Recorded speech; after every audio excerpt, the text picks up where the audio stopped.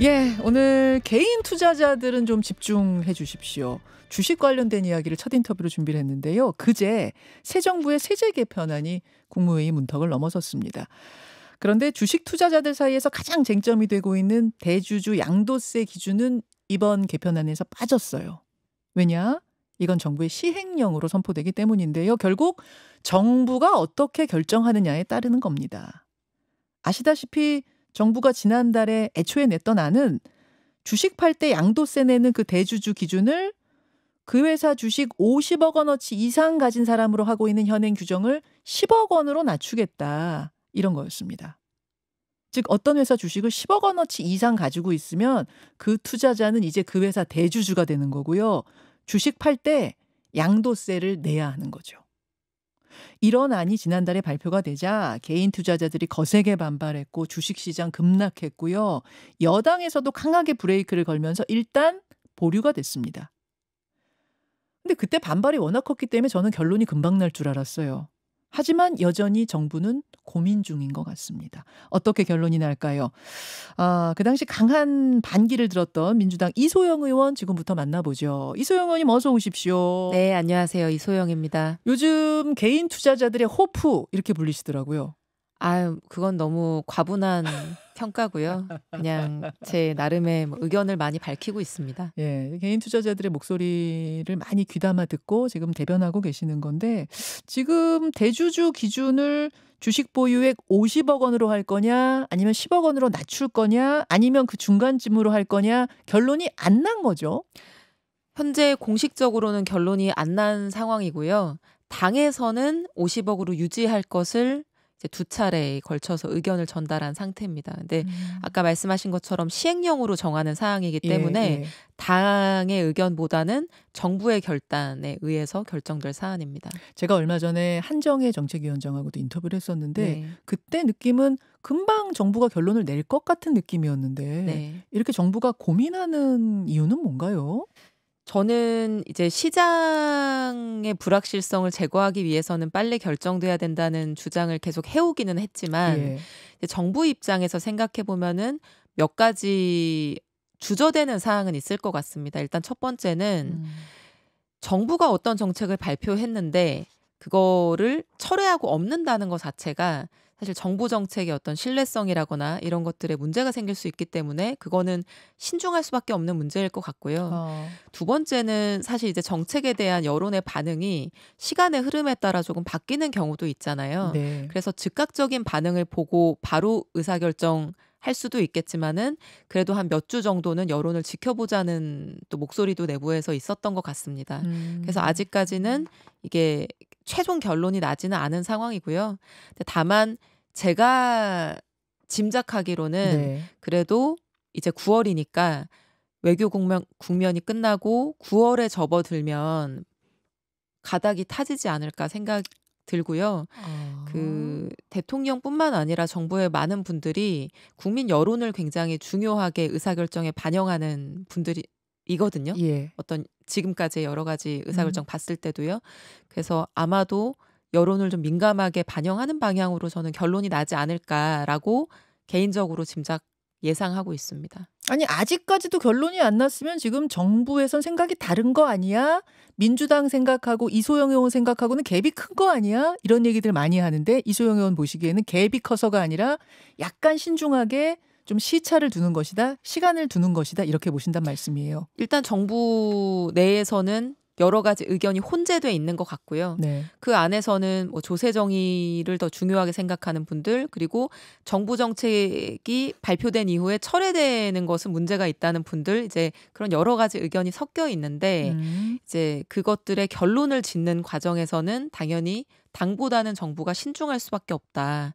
이렇게 저는 사정을 이해하고 있기는 합니다. 다만 너무 늦다고 생각하긴 합니다. 그러면 이제 여러 가지 의견이 혼재해 있다고 말씀하셨는데 그 혼재해 있는 의견 중에 반대하는 그러니까 이소영 의원 생각에 반대하는 분들은 어떤 생각이신가 한번 좀 들여다볼게요. 그분들 주장, 세금 걷어야 한다는 분들 주장은 이런 거더라고요. 소득이 있는 곳에 세금이 있는 건데 왜 주식에서만 예외가 돼야 하냐? 양도세 걷어라 이런 거고요. 또 기재부 입장에서는 아니 어딘가에서 세금을 걷어야 살림살이를 꾸려갈 수 있는 건데 예정에 없던 소비 쿠폰도 지금 전 국민한테 지급을 했고 돈 쓸 곳은 한두 곳이 아닌데 그럼 어쩌란 말이냐. 이런 볼멘 소리, 이런 이제 불만의 생각을 하는 기재부 분들도 계시는 것 같더라고요. 어떻게 보십니까? 이게 소득 있는 곳에 세금이 있어야 되는 거는 지당하신 말씀이고 예. 주식에만 계속 예외를 둘 수 없다는 것도 일리가 있는 말씀인데요. 지금 이 대주주 양도세의 문제는 이런 겁니다. 사실 10억, 50억 이제 이게 중요하다기보다는 첫 번째 이 주식 시장에 대해서 정부가 가질 거라고 예상했던 입장, 어떤 방향성 이런 것들에 대한 신뢰가 일단 흔들린 게 문제고요. 아하. 두 번째는 이 대주주 양도세라고 하는 제도 자체가 굉장히 불합리하다라는 점들이 이제까지 오랫동안 지적되어 왔습니다.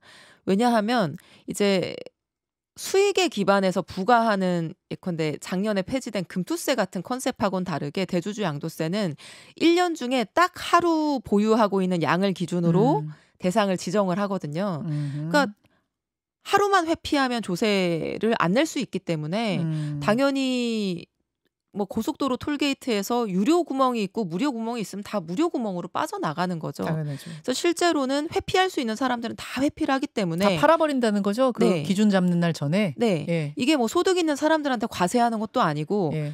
뭐 회피할 수 없는 아주 불가피한 사유가 있는 사람들 말고는 세금을 안 내는 거예요. 근데 이거를 50억에서 10억으로 강화해서 괜히 이거 연말에 매도 물량만 나오는 왜곡을 발생시킨다라는 지적이 있었는데 그 제도 자체는 손보지 않으면서 이 대상만 확대한다는 거는 불합리성이 오히려 증가하는 거다. 이제 이렇게 시장에서 받아들이는 게 있는 거고요. 네. 세수를 확보해야 되는 거는 맞습니다. 최근 몇 년 동안 조세 부담률이 굉장히 낮아졌고 세수 기반이 약화된 거는 부인할 수 없는 사실이거든요. 예. 그러면은 세수가 확보되는 방식으로 세제 개편을 해야 되는 거죠. 그렇죠. 실제로 이 대주주 양도세는요. 50억에서 10억으로 강화를 하더라도 예상되는 세입에 대해서 일단 정부가 제시하고 있는 세입이 없고요. 실제 전문가들이 분석해보는 바로는 많아봤자 1,000억에서 2,000억. 근데 이게 1,000억에서 2,000억 정도를 더 거두려고 지금 뭐를 우리가 놓치고 있는 거냐면은 지금 최근 한 몇 개월 동안 코스피가 굉장히 상승하면서 네. 거래량도 많이 늘어났거든요. 네. 이러면서 예상됐던 증권거래세 세수가 굉장히 증가할 걸로 저희가 보고 있었습니다. 원래 거래세라고 이제 묶어서 우리가 부르는 코스피의 농특세, 코스닥의 증권거래세 합쳐서 올해 예정되어 있었던 공식 세입이 7조 4천억 원이었거든요. 네.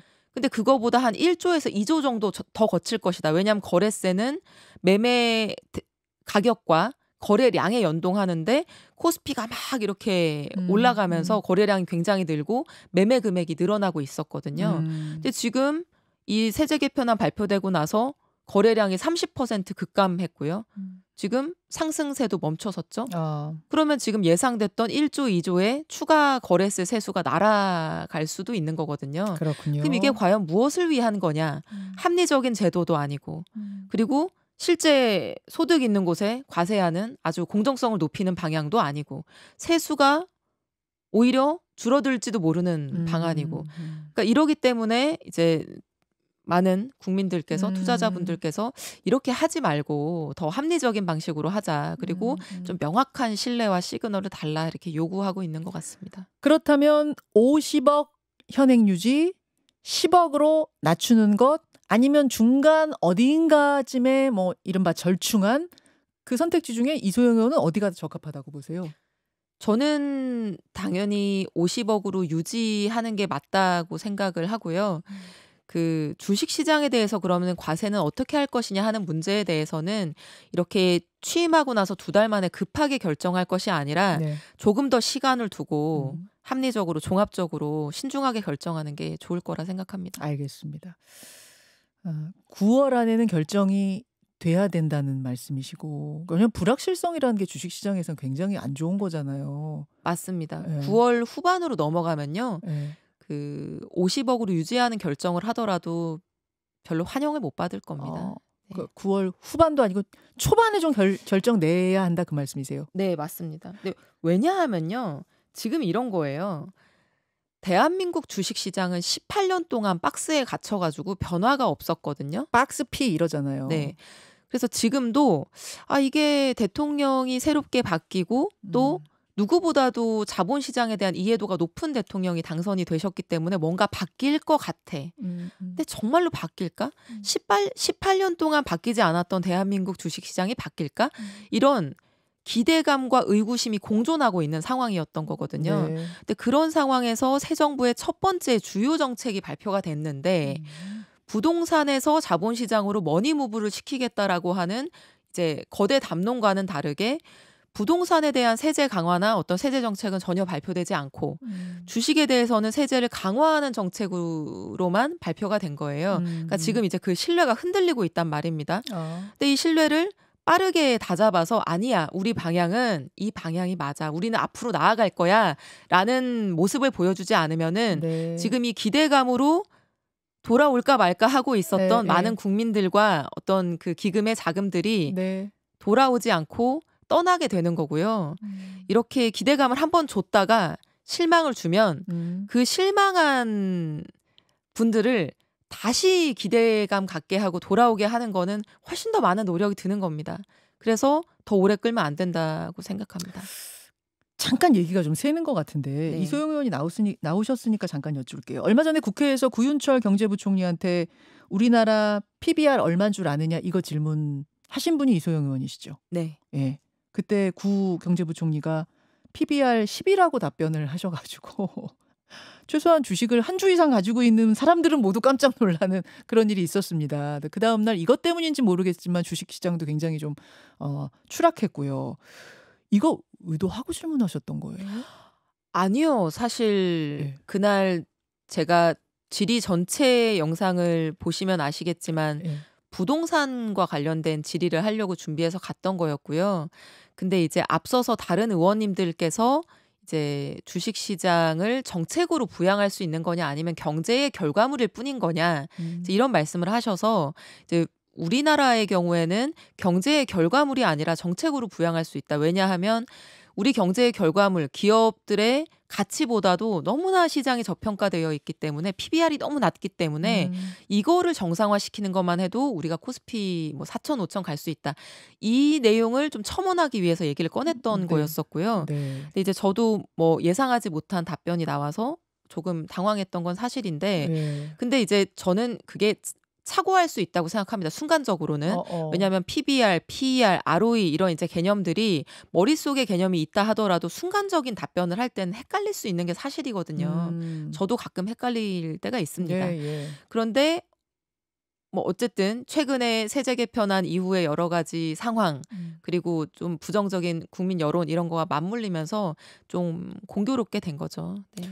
그 고윤철 부총리가 진짜 주식을 모르시는 건 아니죠? 막 그때 국민들이 이 PBR 10이 어떻게 가능해? 이분이 주식을 안 하시나? 막 모르시나? 막 이런 얘기들 걱정했었는데 그건 아니시죠?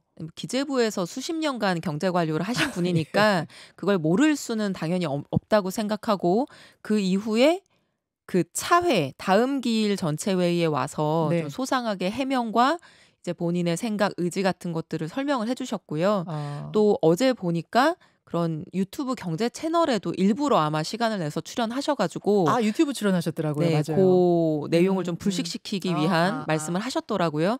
그래서 저는 뭐 한두 마디의 말을 가지고 단정하기보다는 네. 앞으로의 좀 노력과 의지, 행보를 지켜보면 좋을 것 같습니다. 알겠습니다. 뭐 주식 이야기 나온 김에 하나 더 질문 가겠습니다. 그 배당소득 분리과세 문제예요. 네. 말이 좀 어렵죠, 여러분. 이게 뭐냐면요. 기업에서 주주들한테, 그러니까 주식 가진 사람들한테 분기마다 배당금 주잖아요. 그 배당금 받은 걸 그 사람의 1년 종합소득 안에 넣느냐 마느냐. 쉽게 말해서 제가 땡땡 전자의 주식 100주를 가지고 있다고 치면은 배당금을 꼬박꼬박 받을 거 아닙니까? 그걸 제 종합소득 안에 넣으면 소득액이 늘어나는 거니까 과세 구간이 막 바뀌기도 하고 세금이 늘어나게 되는 거거든요. 근데 그걸 아예 따로 떼서 분리해서 세금을 매기자. 이게 이제 배당소득 분리과세인 거죠. 네, 제 설명 맞죠? 좀 맞는 설명이고요. 근데 이게 좀 어려운 얘기인데 쉽게 얘기하면은 그 회사가 돈을 벌어서 영업이익을 남기면 네. 주식회사의 경우에는 주주들한테 그걸 나눠주는 게 배당 아니겠습니까? 그렇습니다. 근데 이제 선진국, 개도국 할 거 없이 이제 이 배당을 많이 합니다. 너무나 당연합니다. 주식회사의 본질입니다.